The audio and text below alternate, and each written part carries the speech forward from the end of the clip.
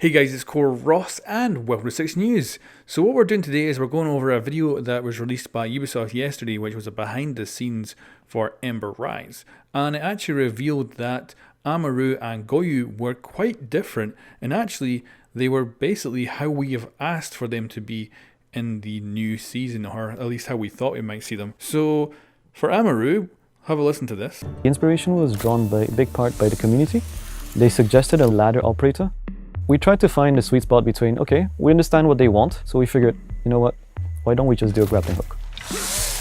We were actually able to use it indoors at the beginning, to any balconies indoors, so we're thinking bank there. But quickly we saw it wasn't very siege anymore. She was zipping herself to any point she wanted. Maybe not game breaking, but it was certainly siege breaking. So we had to adjust her so that what she does now is probably the best for the game. So that's pretty much how we want Amaru to work. When she first came out, we started playing with her in a test server, having fun, but we were like, once we're actually inside the map, she's kinda useless. Like obviously, yeah, we can use the hatches, but we can't go up to balconies or stuff like that, which would be really cool. So apparently this was how she actually was originally. And they had to basically take that out from Amaru's abilities because it made her unsiege-like. So she wasn't really fitting in with the whole concept of the game, and if she was introduced in that way, she would have been basically changing the game maybe too much in a completely different perspective. So it's very interesting to hear that they went through that, because I always figured that it was a game engine limitation that made us not actually go to like balconies and stuff, but apparently it was totally a thing. So that is really cool, and it is a pity that's not how she works, but I now understand why that's not a thing, because it just changes the dynamic of siege too dramatically, which I can get behind. Now Goyo was also different, so have a listen to this. The beginning prototype of the Vulcan shield was nothing what it looked like today. It was actually a small canister that you could throw anywhere you wanted. It was a red color. You shoot it, it explodes. It didn't work out too well because on the defender side, you never really remembered where you hit it, and when you were dead and you were trying to make callouts to your allies to shoot it, it led to very cryptic callouts, like right next to the bed, no, right beneath it, and defenders could never really get that team play they were looking for. If it was tiny, every time we made it bigger, on the attacker side, they would see it and deny it super quickly. So that's how it came to be that the canister is still very available for defenders today with the Vulcan shield, because it's protected by the front. But yeah, on the attacker side, well, you can see it. Now you have to decide what you do. How can you solve this puzzle? The fire was actually twice as big. It was really huge, and most of the time, there were more defenders dying than attackers. So we kind of brought it down. It kind of feels like a double-edged sword sometimes, but now it's a controlled one.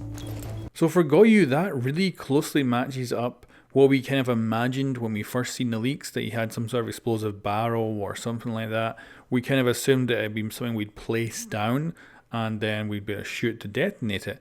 So it's curious that originally it was just something you threw, just like Smoke's gas grenade, except it wouldn't have a remote detonation, you would need to shoot it.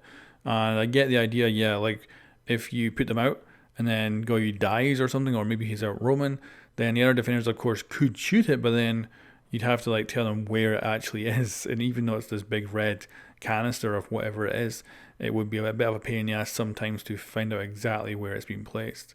So when we did find out he had a shield, we all assumed he was going to have one special shield that maybe he actually attached the explosives to, and maybe another couple of spare canisters that he could place around.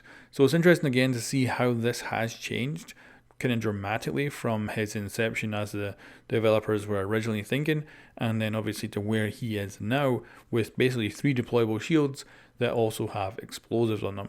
So pretty cool to see that both operators were actually a lot more like we originally imagined for them, and obviously changed quite dramatically to actually fit into the game correctly. So that is an interesting thing to find out. I think it also must show how making a fun operator in Siege is hard to do, because Amaru, if she could have gone up to balconies and stuff, that would have been a really fun operator, but then like they say, it would have brought down the whole Siege part.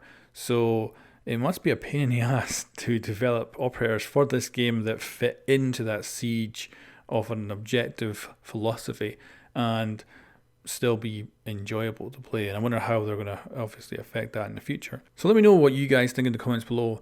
And this is probably, of course, we have had these behind the scenes videos pretty much for the last bunch of seasons, but I think this is the most in-depth behind the scenes that we've seen, where we've actually kind of had a good idea of how they used to be before we got our hands on them, and how dramatically they have actually changed since the initial inception of both of them to where we are now.